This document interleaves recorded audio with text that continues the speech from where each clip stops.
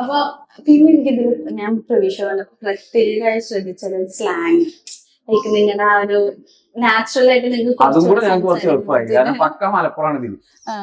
Malappuram base ചെയ്തിട്ടാണ് slang full വരുന്നത്. അപ്പൊ അത് ഞങ്ങൾക്ക് കുറച്ചും കൂടെ ഒന്ന് എളുപ്പമായി. ഭയങ്കര നാച്ചുറൽ ആയിട്ട് സംസാരിക്കുന്നത് ഇതേപോലെ തന്നെ പടത്തിൽ ഡയലോഗ്സ് അപ്പൊ തരണ്ടി വരുന്നില്ല. അത് നിങ്ങൾ എന്തായാലും ഉണ്ടാവില്ല. സംസാരിക്കുമ്പോ അതിൽ നിങ്ങൾക്ക് തന്നെ ഇംപ്രവൈസ് ചെയ്യാൻ ഒരു ചാൻസ് സാഹചര്യത്തിന് ഒത്തിട്ട് കണ്ടന്റ് ക്രിയേറ്റ് ചെയ്യാൻ ഞങ്ങളെ കൊണ്ട് കഴിയും.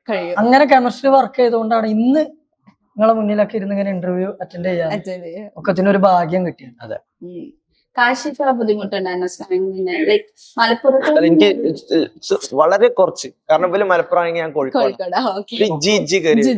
ഒരു ചെറിയ പരിപാടി ഉണ്ട്. പക്ഷെ കുഴപ്പമില്ല, നമ്മള് ആക്ടർ എന്ന് പറയുമ്പോ നമ്മൾ അതിൽ പൊരുത്തപ്പെടണല്ലോ, നമ്മള് ചെയ്തു പോകും, കുഴപ്പമൊന്നുമില്ല. പിന്നെ ഇതില് ഒരു ലൈക് നോൺ ഫേസ് അല്ലെങ്കിൽ കുറച്ചും കൂടെ ഒരു സീനിയോറിറ്റി എക്സ്പീരിയൻസ് ആയ രണ്ടുപേരാണ് കൈലാസേട്ടനും അഖിലും. അപ്പൊ അവരൊപ്പുള്ള എക്സ്പീരിയൻസ് എങ്ങനെയായിരുന്നു? പിന്നെ ഉണ്ണിച്ചേട്ടനും അവര് നമ്മളടുത്ത് എന്തെങ്കിലുമൊക്കെ പാട്ടുണ്ടെന്നുണ്ടെങ്കിൽ അവർക്ക് പറഞ്ഞുതരും, ഇങ്ങനെ ചെയ്താൽ മതി, അവിടെ മീറ്റർ കുറച്ച്, അവിടെ സൗണ്ട് ഇങ്ങനെ വെച്ചാൽ മതി, ലിപ്പ് എത്ര ഇതാക്കണ്ട, അങ്ങനെയൊക്കെ പറഞ്ഞുതരും, കാര്യങ്ങളൊക്കെ പറഞ്ഞുതരും. അഖിലേട്ടൻ പിന്നെ സിനിമയില് എന്റെ കോച്ചായിട്ടാണ് വരുന്നത്. അപ്പം കോച്ച് തന്നെ ആയിരുന്നു. ഏട്ടനെ പോലെ കാണാൻ പറ്റിയ ഒരാളാണ്, അടിപൊളി മനുഷ്യനാണ്. അപ്പൊ നിങ്ങളുടെ ഫ്രണ്ട്സ് ആയിട്ടും അങ്ങനെ ഒരു വൈബായിട്ടല്ലേ നിങ്ങള്? ഉണ്ണേട്ടനോട് കൂടുതൽ ഒരു കോംബോ കിട്ടിയിരിക്കാം.